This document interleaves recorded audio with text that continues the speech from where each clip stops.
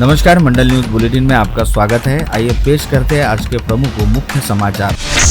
इस वर्ष आजाद हिंद मंडल ने भगवान श्री दत्त गुरु अवतार का मंचन किया। शनिवार को आजाद हिंद मंडल में भगवान गणेश विराजमान हुए। इसके पूर्व स्थानीय साबनपुरा स्थित गजानन सोनसले द्वारा निर्मित भगवान गणेश की मूर्ति का शहर परिक्रमण हुआ। अपनी पारंपरिक अनुरूप इस वर्ष भी आजाद हिंद मंडल ने विविध आकर्षक झांकी प्रस्तुत कर अपनी सामाजिक एकता और धार्मिक सद्भावना का परिचय दिया। गणमान्यों के हाथों मूर्ति का पूजन कर उसे रथारूढ़ किया गया। झांकी के अग्रभाग में लोकमान्य बाल गंगाधर तिलक का तैल चित्र, उसके पश्चात कुलदेवी माँ अम्बा तथा एकवीरा, ठीक उसके पीछे हरिभाव कलोती का तैल चित्र, गजानन महाराज, स्वामी समर्थ तथा भगवान गणेश की मूर्ति की महाआरती हुई। पूर्व सांसद अनंत गुड़े, पूर्व महापौर विलास सिंगोले, किशोर फुले तथा गणमान्य नागरिकों के हाथों इस अवसर पर महाआरती की गई। इसके साथ राजकमल चौक के ठीक मध्य में स्वामी समर्थ को समर्पित आरती तथा लोकमान्य नृत्य, इसमें 83 महिलाओं ने एक साथ हिस्सा लिया। मंडल के लगभग 500 कार्यकर्ता तथा महिलाओं ने पारंपरिक वेशभूषा धारण की थी।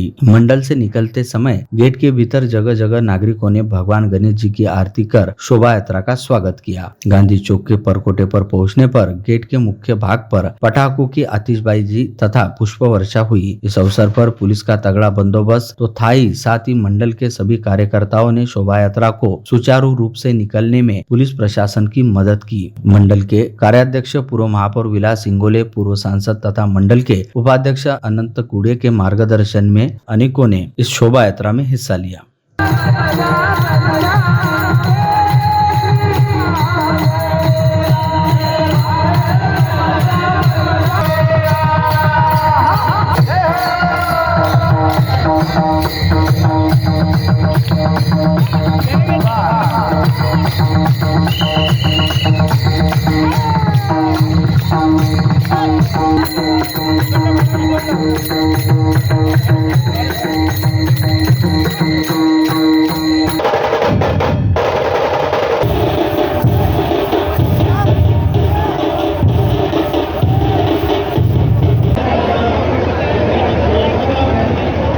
आझाद हिंद मंडळाचा हा इतिहास फार मोठा आहे।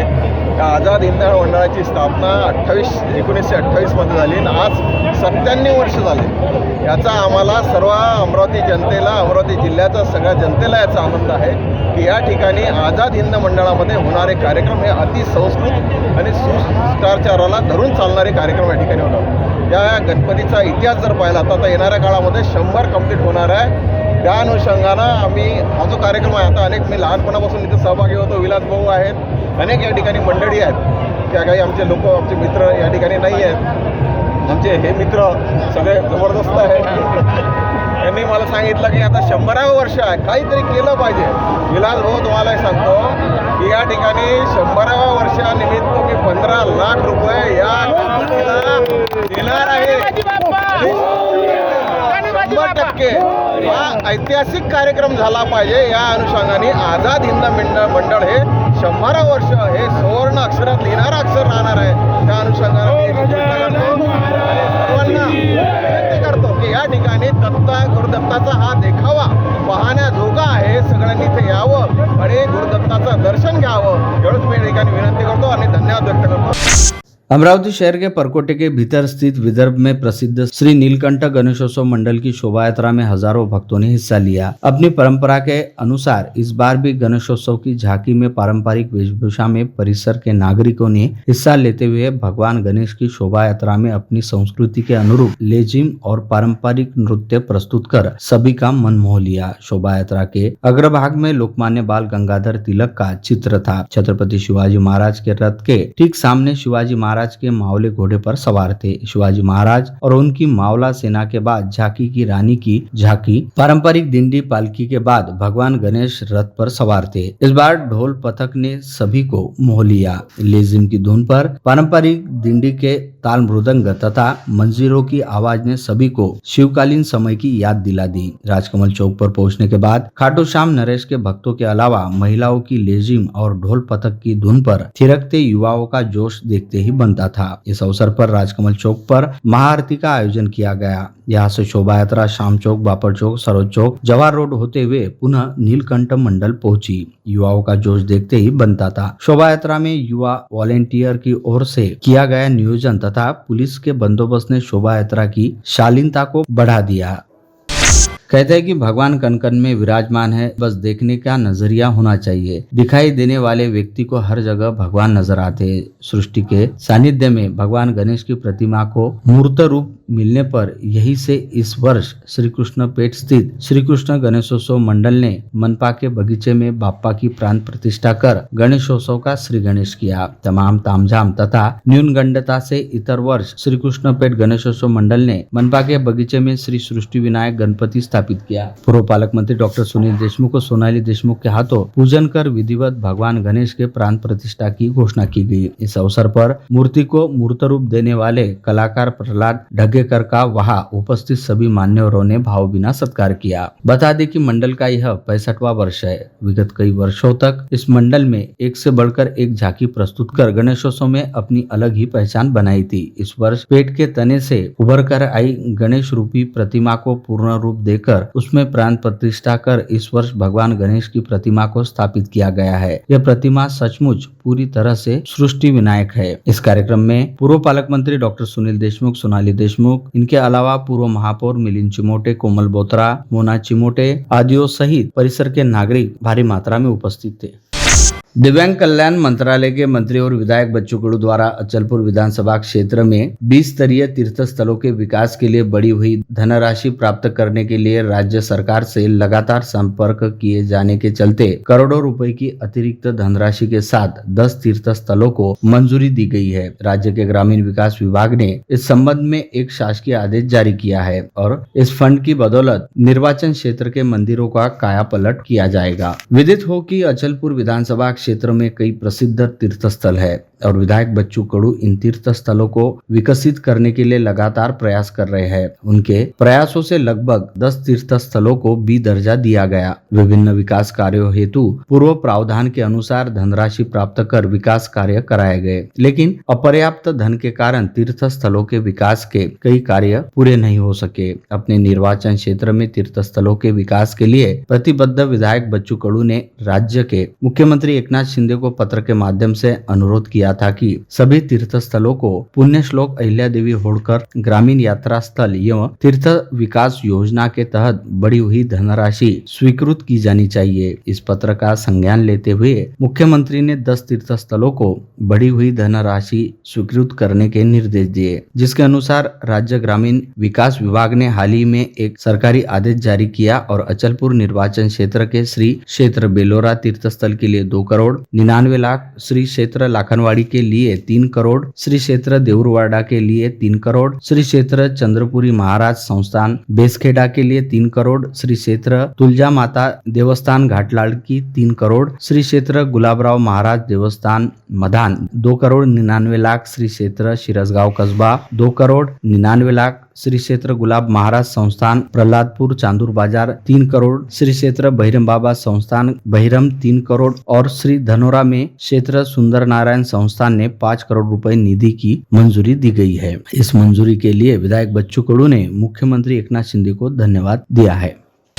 जिलाधिकारी सौरभ कटियार ने दरियापुर अंजनगांव सुरजी तहसील का हाल ही में दौरा किया। जिलाधिकारी ने अपने दौरे में तहसील के 3 मंडलों में भारी वर्षा से क्षतिग्रस्त हुई फसलों के बारे में जानकारी ली। नुकसानग्रस्त क्षेत्रों का जायजा लेने के बाद जिलाधिकारी सौरभ कटियार ने पंचनामा करने के निर्देश दिए, जिसके बाद जिलाधिकारी ने उपखंड अधिकारी कार्यालय एवं तहसील कार्यालय के नए भवन के चल रहे निर्माण कार्य का भी अवलोकन किया। इस दौरान जिलाधिकारी ने निर्माण कार्य को जल्दी पूर्ण करने के निर्देश संबंधित विभाग के अधिकारी को दिए। जिलाधिकारी ने इस दौरान उप विभागीय अधिकारी कार्यालय दरियापुर में सभी तहसील स्तर के अधिकारियों की समीक्षा बैठक भी ली। इसमें तहसील में चल रहे विभिन्न विभागों के विकास कार्यों की समीक्षा की गई।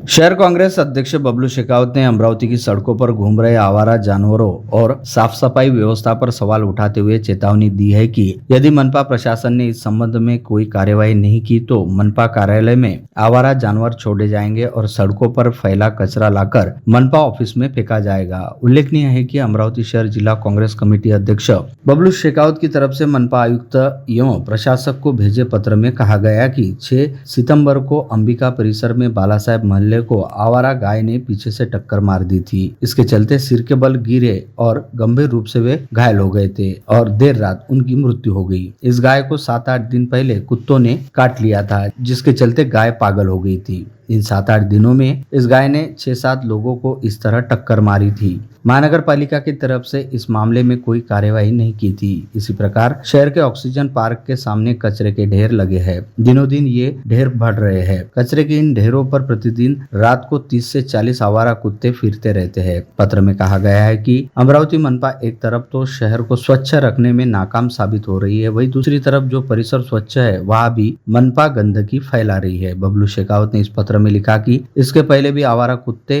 और मवेशियों के लिए बार बार मनपा से पत्र व्यवहार किया गया, लेकिन किसी प्रकार की कोई कार्यवाही नहीं की गई है। जिसके बाद बबलू शेखावत ने चेतावनी देते हुए कहा कि इन सभी बातों पर आंदोलन करने के बावजूद मनपा प्रशासन व शासन जाग नहीं रहा तो अब आक्रामकता दिखाते हुए शहर का संपूर्ण कचरा, आवारा कुत्ते व आवारा जानवरों को हम मनपा में लाकर छोड़ देंगे। बबलू शेखावत ने कहा कि मनपा को इन सभी बातों पर ध्यान केंद्रित करना चाहिए। अमरावती शहर के नागरिक इस संबंध में त्रस्त हो रहे हैं, उन्हें दिलासा मिले इसका संज्ञान लेना चाहिए। शहर में आवारा गोवंश से दुर्घटना के कई मामले सामने आने पर भी मनपा प्रशासन आवारा गोवंश का बंदोबस्त करने में विफल साबित हो रहा है। जहां एक और शहर में आवारा श्वान के चलते लोगों को दोपहिया लेकर चलना भी मुश्किल हुआ, वहीं शुक्रवार को अंबिका नगर परिसर में बहराई गाय ने 6 लोगों पर हमला किया। इसमें किरण नगर परिसर के निवासी बालासाहेब महल्ले की उपचार दौरान मृत्यु हो गई और परिसर में बर्तन मांजने का काम करने वाली एक महिला गंभीर जख्मी हो गई। उसकी हालत चिंताजनक बताई गई है। बताया जाता है कि 7 दिन पहले एक आवारा श्वान ने गाय को काटा था, जिससे वह बौराक हुई थी। इस गाय ने 6 से 7 लोगों पर हमला किया। कुछ लोग मामूली जख्मी हुए, लेकिन शुक्रवार को हुए हमले में बालासाहेब महल्ले सहित एक महिला गंभीर जख्मी हो गई, जिसमें देर रात उपचार के दौरान महल्ले की मृत्यु हो गई। संकल्प शेतकरी संगठन के अध्यक्ष नितिन कदम ने कहा कि मनपा द्वारा 2023-2024 के लिए लागू किए गए संपत्ति कर वसूली को स्थगित किया गया है। आखिर इन्हें रद्द क्यों नहीं किया गया? इस स्थगन आदेश का श्रेय लेने का प्रयास विधायक रवि राणा कर रहे हैं। उन्होंने आरोप लगाते हुए कहा कि आगामी विधानसभा चुनाव के मुहाने पर विधायक रवि राणा नागरिकों को गुमराह करने का प्रयास कर रहे हैं। उन्होंने कहा कि अमरावती महानगर पालिका के पास आय बढ़ाने के अनेक साधन उपलब्ध होने के बावजूद अतिरिक्त कर लागू करने के नाम पर सामान्य जनता पर अनुचित बढ़े हुए कर का बोझ लादा गया था। संपत्ति कर में हुई 3 गुना बढ़ोतरी का संकल्प शेतकरी संगठन ने विरोध ही व्यक्त किया था। नितिन कदम ने कहा कि अमरावती मनपा द्वारा अपनी आय बढ़ाने के उद्देश्य से आम जनता पर अनुचित कर वृद्धि का बोझ लादा गया है। संपत्ति कर में 600 रुपए का स्वच्छता कर आका गया है। इसके अलावा शिक्षण कर में अनुचित बढ़ोतरी, जलापूर्ति पर 1% कर की बढ़ोतरी और इस प्रकार के अनेक गैर वाजिब करों के माध्यम से संपत्ति कर में 40% कर की बढ़ोतरी की गई है। इस बढ़े हुए कर को भरने में नागरिकों को काफी परेशानियों का सामना करना पड़ रहा था। इसे देखकर कई दफा नितिन कदम ने इस बढ़े हुए संपत्ति कर को रद्द करने की मांग की थी। नितिन कदम ने कहा कि बढ़े हुए संपत्ति कर की वसूली को रद्द करते हुए स्थगित किया गया है। इस बात का श्रेय लेने की कोशिश विधायक रवि राणा कर रहे हैं। उनमें अगर नागरिकों के प्रति थोड़ी सी भी सहानुभूति है तो इस बढ़े हुए कर को वो स्थायी रूप से रद्द करवा कर दिखाए। एक युवती की पिछले 9 साल से एक 30 वर्षीय युवक के साथ पहचान थी। पिछले कुछ दिनों से युवती ने इस युवक के साथ संवाद बंद किया। पश्चात युवक ने उस युवती का सोशल मीडिया पर फेक अकाउंट खोला और उस पर उस युवती के अश्लील फोटो अपलोड कर बदनामी की। इस प्रकरण में युवती की शिकायत पर अंजनगांव सुरजी पुलिस ने शुक्रवार की देर रात मामला दर्ज किया है। आरोपी युवक का नाम आकाश शांताराम आठवले है। वलगांव की राजकन्या पुलनिक राउत नामक 65 वर्षीय महिला शुक्रवार को दोपहर खेत में गई थी। शाम को खेत से घर लौटते समय बीच रास्ते में बोबडे लेआउट के पास के नाले में वह गिर गई। नाले के तेज जल प्रवाह से उसे बाहर निकलते नहीं आया। घटनास्थल पर जमा हुए नागरिकों ने किसी तरह महिला को नाले से बाहर निकाला और जिला अस्पताल में भर्ती किया, जहां डॉक्टरों ने उसे मृत घोषित किया। पुलिस ने आकस्मिक घटना दर्ज की है। फ्रेजरपुरा थाना क्षेत्र तहत आने वाले ग्राम इंला में रहने वाली महिला का विवाह 22 अप्रैल 2018 को वरुड़ तहसील के पवनी में रहने वाले इरफान शेख सत्तार के साथ हुआ था, लेकिन विवाह के बाद ससुराल के लोग उसे बार बार पैसे की मांग कर प्रताड़ित कर रहे थे। इस बीच उसने मारपीट कर उसे बेटे के साथ घर से बाहर निकाला। तब से महिला अपने पिता के घर इंला में रहती है। महिला और उसके पति के बीच तलाक का मामला कोर्ट में चल रहा है। 27 जून को महिला जब कोर्ट में पेश होने के लिए गई तब उसकी मुलाकात इरफान शेख सत्तार के साथ हुई। इरफान शेख ने उसे तलाक देकर दूसरी शादी करने के लिए कहा, लेकिन महिला का कहना था कि वह अपने बच्चे के साथ उसी घर में रहने आएंगी और उसने इस बारे में अपने चचा के साथ बात करने के लिए कहा, जिससे इरफान शेख के साथ आमनेर निवासी शहजाद काजी व थुगाव निवासी नियाज अली यह इंला में पहुंचे। वह जब महिला ने तलाक देने से इनकार किया तो इरफान शेख ने 3 बार तलाक कहकर उसके साथ रहने वाला रिश्ता खत्म किया। इस मामले में पीड़ित महिला ने फ्रेजरपुरा थाने में शिकायत दर्ज की। दर्ज शिकायत पर पुलिस ने तीनों आरोपियों के खिलाफ police woman protection of rights on marriage act के तहत मामला दर्ज किया है। वाशिम पुलिस विभाग की स्थानीय अपराध शाखा ने जिले के विभिन्न भागों में एल्यूमिनियम विद्युत तार चोरी करने वाले गिरोह के 4 लोगों को गिरफ्तार किया है। आरोपियों के पास से 1100 किलो एल्यूमिनियम तार व बोलेरो वाहन सहित 6 लाख का माल जब्त किया है। आरोपियों में शेख हकीम शेख मुनाफ, दशरथ अशोक अडागड़े, विजय बंधु बघे, विक्रांत प्रशांत वाकोडे तीनों हिवरखेड़ खामगांव निवासी बताए गए हैं। जानकारी अनुसार वाशिम जिले के वाशिम शहर, वाशिम ग्रामीण, मंगरूल दस्तगीर, कारंजा लाड ग्रामीण पुलिस थाना क्षेत्र अंतर्गत आने वाले खेत खलियानों में महावितरण के विद्युत खंभों पर लगे एल्यूमिनियम के तार के चोरी होने की घटनाएं बढ़ रही थी। इसी बीच वाशिम ग्रामीण पुलिस थाना अंतर्गत आने वाले आडोडी से वाड़की मांजरे परिसर में 35 पोल पर लगे 180 मीटर विद्युत तार चोरी होने की घटना घटी। इसके पश्चात वाशिम के पुलिस अधीक्षक अनूप तारे ने स्थानीय अपराध शाखा के प्रमुख पीआई रामकृष्ण महल्ले को इन चोरों को गिरफ्तार करने के निर्देश दिए। निर्देशानुसार पीआई रामकृष्ण महल्ले ने अपनी टीम के एपीआई योगेश धोत्रे, कांस्टेबल संतोष कंकाल, दीपक सोनोने आदियों से मिलकर गोपनीय व तकनीकी जांच शुरू की। जांच के दौरान विद्युत तार चोरी के उपरोक्त चारों आरोपियों के शामिल होने की बात स्पष्ट हुई। इसके आधार पर पुलिस ने जांच का दायरा बढ़ाया और आरोपियों के वाशिम शहर में बोलेरो वाहन से आने की सूचना पुलिस को मिली। पुलिस ने 5 सितंबर को चारों आरोपियों को गिरफ्तार कर इस मामले की आगे की जांच की जा रही है।